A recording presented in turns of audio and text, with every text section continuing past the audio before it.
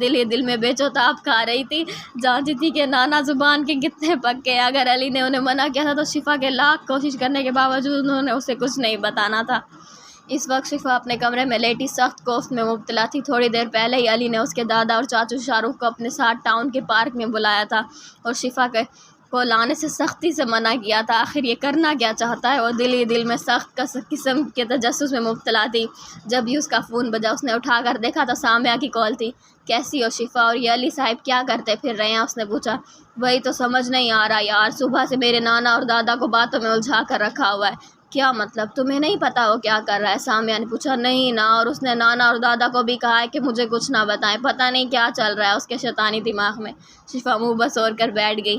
فکر نہ کرو، علی کر رہا ہے نا تو کچھ زبردستی کرے گا، سامیہ نے کہا، اور پھر ادھر ادھر کی باتوں کے بعد اس نے فون رکھ دیا. دوسری طرف پارک میں کھڑا علی امانت صاحب سے پوچھ رہا تھا. تو کیسا لگا میرا